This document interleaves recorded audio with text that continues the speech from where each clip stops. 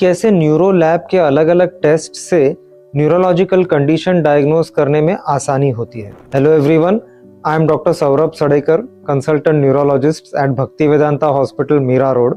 जब किसी पेशेंट को हाथ पाँव में झुंझुनाहट या पाँव के तलवों में जलन या दर्द हो रहा हो या हाथ पाँव में कमजोरी लग रही हो या फिट्स, कन्वर्जन्स जैसी प्रॉब्लम हो या मिर्गी या याददाश्त की प्रॉब्लम हो, तो सवाल यही उठता है कि डॉक्टर मेरे प्रॉब्लम मेरे ब्रेन में है या प्रॉब्लम मेरे नसों में है। तब जाकर के न्यूरो लैब की भूमिका शुरू होती है।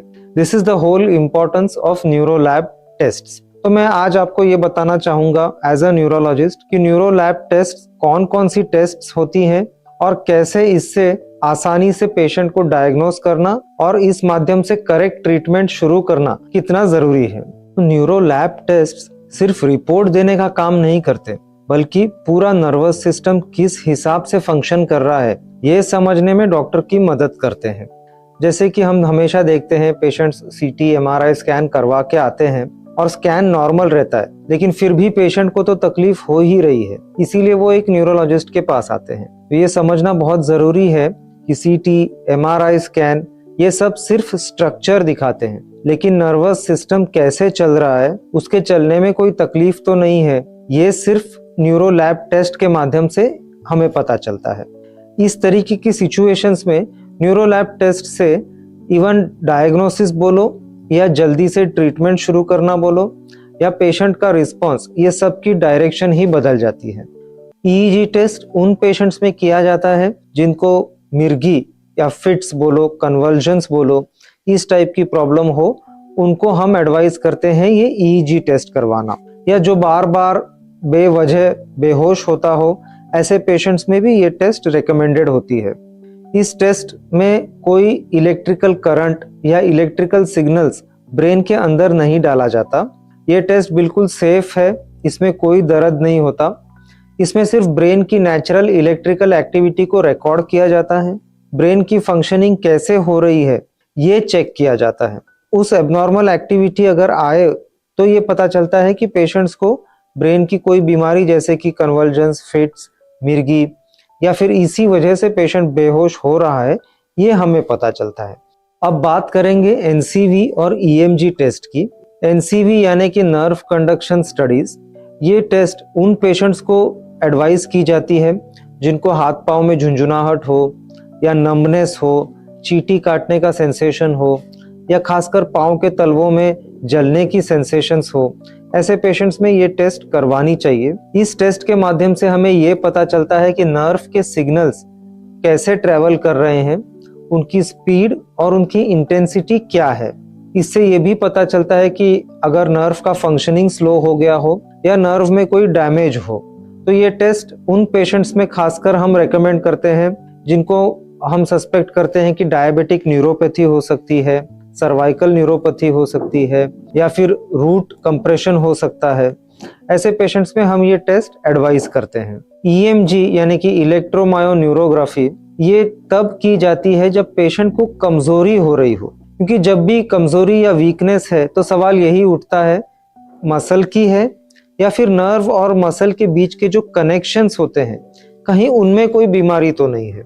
इस टेस्ट में एक फाइन नीडल, एक पतली सी नीडल मसल में डाली जाती है। इससे कोई दर्द या कोई बहुत ज्यादा डिस्कम्फर्ट नहीं होता। 1-2 सेकंड के बाद ये बहुत ही आम और मामूली बात हो जाती है। इससे मसल की कोई भी बीमारी को बहुत अच्छी तरीके से, बहुत एक्यूरेटली और बहुत ही जल्दी डायग्नोज कर सकते हैं। मसल की बीमारियां जैसे मायोपैथी, मस्कुलर डिस्ट्रॉफी या फिर मोटर न्यूरॉन डिसीज हो, इन टाइप की बीमारियों को डायग्नोज करने के लिए ईएमजी टेस्ट बहुत ही काम आती है। अब बात करते हैं विजन और hearing related neuro lab test के बारे में। तो वीईपी टेस्ट, जिसको कहते हैं विजुअल इवोक्ड पोटेंशियल्स, पेशेंट को देखने में तकलीफ हो रही है, पेशेंट की विजन में प्रॉब्लम्स हैं, लेकिन आंख की जांच हो चुकी है और आंख में कोई परेशानी नहीं है, ऐसे आंख के डॉक्टर ने लिख दिया है, तो अब क्या करें। ऐसे पेशेंट्स में हम एडवाइस करते हैं ये वीईपी टेस्ट, क्योंकि ये टेस्ट से ब्रेन से जाने वाले आंख तक के सिग्नल्स और आंख की नसें, इनकी जांच होती है। कहीं आंख की नसों में कोई खराबी है, आंख की नसें डैमेज हुई है या फिर ब्रेन से निकलने वाले आंख तक जाने के सिग्नल्स कहीं वो स्लो तो नहीं हो गए हो। ये पता चलने से हमें ये फायदा होगा कि कौन सी ट्रीटमेंट शुरू करनी चाहिए, पेशेंट की दृष्टि और खराब होने से पहले ही कैसे हम तुरंत ही ट्रीटमेंट शुरू करें, ये जानकारी न्यूरोलॉजिस्ट को तुरंत मिल जाती है। तो इसीलिए जब ऐसी सिचुएशन हो कि आपको देखने में तकलीफ है लेकिन आंख के डॉक्टर ने कह दिया कि आंख नॉर्मल है, तो तुरंत एक न्यूरोलॉजिस्ट के पास आए और ये टेस्ट करवा ले ताकि आगे ट्रीटमेंट करने में आसानी हो। बेरा टेस्ट वो होता है जिसमें कान की नसें और ब्रेन से जाने वाले कान की नसों तक के सिग्नल्स को जांचा जाता है। ये टेस्ट उन पेशेंट्स में करवाने चाहिए जिनको टिनाइटस हो या लगातार चक्कर आ रहे हो या सुनने की तकलीफ हो, या फिर जैसे कि कोई छोटा बच्चा, न्यूबॉर्न बच्चा है और उसमें हमें हियर का स्क्रीनिंग करवाना हो, तो ऐसे पेशेंट्स में ये जांच करवानी चाहिए।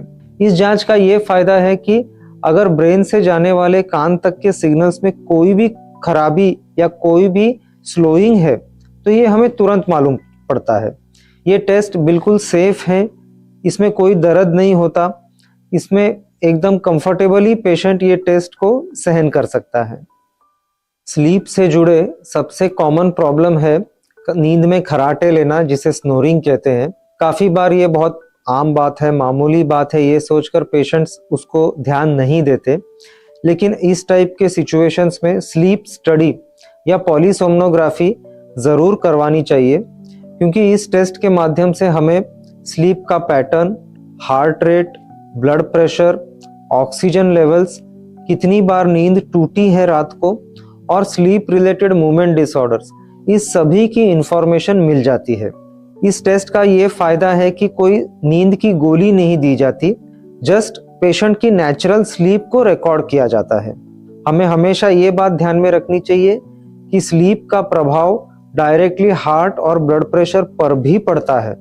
इसके लिए बहुत ज़्यादा रात को खराटे आना, रात को बार बार नींद टूटना, इस बात को लाइटली ना लें और यदि ऐसे लक्षण हो तो तुरंत एक न्यूरोलॉजिस्ट से संपर्क करें।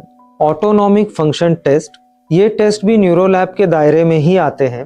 इस टेस्ट में हम बॉडी के इंटरनल ऑटोमेटिक फंक्शंस की जांच कर सकते हैं। इंटरनल ऑटोमेटिक फंक्शंस जैसे कि blood pressure, heart rate, body का डाइजेशन और पसीना आने का रेट, ये सारी चीजें हम ऑटोनॉमिक फंक्शन टेस्ट से हमें पता चल सकता है। अगर ऐसे लक्षण हो जैसे कि खड़े होते ही साथ चक्कर आना या बार बार बिना वजह बेहोश हो जाना या ज्यादा पसीना छूटना या पसीना ना छूटना या किसी जगह पे सेंसेशन कम हो जाना, तो ये सारे पेशेंट्स को हम ऑटोनॉमिक फंक्शन टेस्ट एडवाइस कर सकते हैं। अब न्यूरो लैब में कौन कौन सी टेस्ट्स आती हैं ये तो हमने देख लिया, लेकिन सबसे इम्पोर्टेंट सवाल, सबसे अहम बात, इन लैब टेस्ट्स का पेशेंट्स को कैसे फायदा हो सकता है, पेशेंट्स को क्या लाभ होता है इन टेस्ट से। तो इसका सबसे इम्पोर्टेंट बेनिफिट ये है कि इससे डायग्नोसिस में क्लैरिटी आती है, इससे प्रॉब्लम की एग्जैक्ट लोकेशन कहाँ है ये न्यूरोलॉजिस्ट को पता चलती है। तीसरी बात, कोई भी अननेसेसरी टेस्ट या अननेसेसरी ट्रीटमेंट से हम बच सकते हैं क्योंकि हमारे पास एक क्लैरिटी आ जाती है।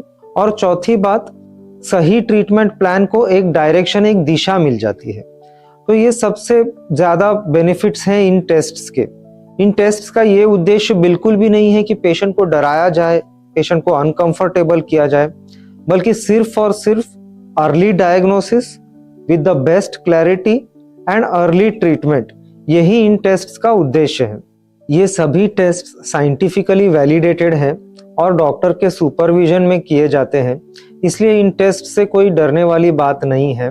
Right test at right time always helps in the right diagnosis, और यदि डायग्नोसिस सही हो तो इफेक्टिव ट्रीटमेंट होती है, ट्रीटमेंट जल्दी शुरू हो जाती है, which is the most important point in living a healthy life.